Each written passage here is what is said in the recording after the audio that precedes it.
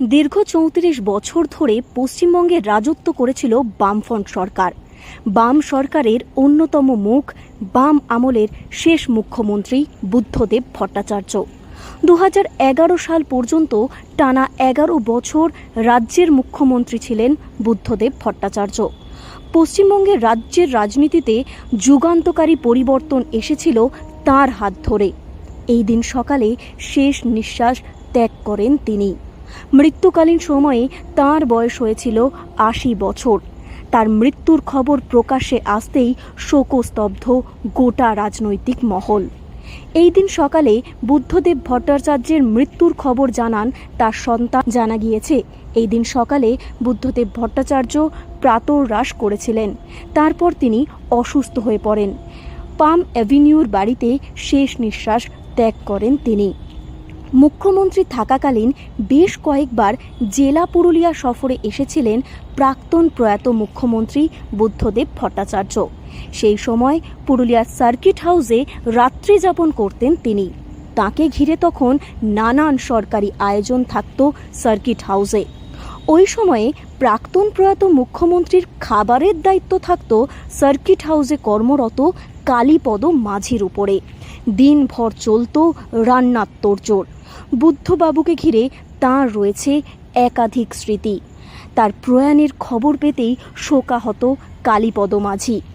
বুদ্ধদেব ভট্টাচার্যের জন্য কি কি আয়োজন থাকতো সেই সময়, কি খেতে ভালোবাসতেন প্রাক্তন প্রয়াত মুখ্যমন্ত্রী, সেই স্মৃতিচারণই করলেন কালীপদ মাঝি। তিনি বলেন, বুদ্ধবাবুকে তিনি ৪-৫ বার নিজের হাতে রান্না করে খাইয়েছেন। তার খাবারের তালিকায় থাকত সবজি, মৌরলা মাছ, কুমড়ো ফুলের বড়া, ডাল, দই সহ একাধিক পদ। কিন্তু সবচেয়ে বেশি বুদ্ধবাবু ভালোবাসতেন কুমড়ো ফুলের বড়া ও মৌরলা মাছ খেতে। তাই যেভাবেই হোক কুমড়ো ফুল তাকে জোগাড় করতেই হতো। যখন থেকে তিনি শুনেছেন বুদ্ধবাবু পরলোক গমন করেছেন, পুরানো বহু স্মৃতি তার মনে আসছে। মন একেবারেই ভারাক্রান্ত হয়ে উঠেছে তার। 23 বছর চাকরি করেছি। খাওয়ানোর সুযোগ পেয়েছেন? আমি 4-5 বার 6 বার পেয়েছি। খাবারের তালিকায় কি কি মেনু থাকতো? মেনু যেটা থাকতো আর কি, ওই যে মিষ্টি, টক দই, হয়তো একটা সবজি মিক্সড ভেজিটেবল থাকতো ওই পনির দিয়ে, একটা আলু পোস্ত থাকতো, ডাল থাকতো, চাটনি থাকতো, থাকতো মোরলা মাছ। মোরলা মাছটা কম্পালসারি। আর ওই ইসের বড়াটা কুমড়ো ফুলের।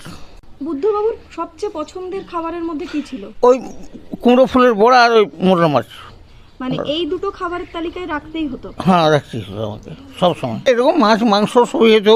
ইলিশ মাছ হতো, বুঝলেন, তারপরে ওই পাবদা মাছ হতো। মানে খুবই আমার পরিচয় আর কি। যখনই আমি 10টা-11টার সময় খবর পাই তখন থেকে আমার মনটা খুব খারাপ হয়।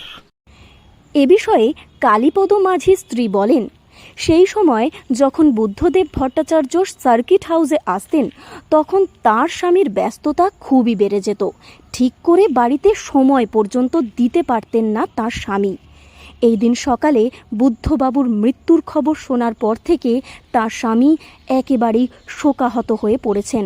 তারও ভীষণ খারাপ লাগছে। তো মানে খুব ব্যস্ত থাকতো, ঘর দিকে খুব সময় দিতে পারতো না। হ্যাঁ, আর আমরাও আজকে শুনে পরে মানে খুব খারাপ লাগলো।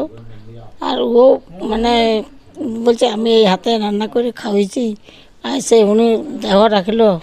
খুব খারাপ লাগলো, চিন্তিত লাগলো। এখনও মানে খাওয়া দাওয়াও করে না, চিন্তাতেই মানে ইয়া লাগলো, খুব খারাপ লাগলো, আঘাত লাগলো। এই হাতে রান্না করে খাওয়াইছি, আমার খুব মানে খারাপ লাগছে।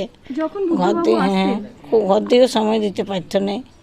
হ্যাঁ, ঘর দিকে সময় দিতে পারতো না। ছেলেরা যেত, ডাকতো, তো সামনে পুলিশ থাকতো, যেতে দিত না। আর নেই তো বলে দিয়ে যেত আমাদের যে আমরা এখন খুব ব্যস্ত থাকবো, আমাকে সময় দিতে পারবো না বাড়ি দিকে। আগের দিনে জানতো, সমস্ত এনে দিত বাড়িতে। দীর্ঘদিন ধরে গুরুতর অসুস্থ ছিলেন প্রাক্তন প্রয়াত মুখ্যমন্ত্রী। শ্বাসকষ্টজনিত সমস্যায় ভুগছিলেন তিনি। অসুস্থতার কারণে শেষ কয়েক বছর কার্যত গৃহবন্দী ছিলেন তিনি।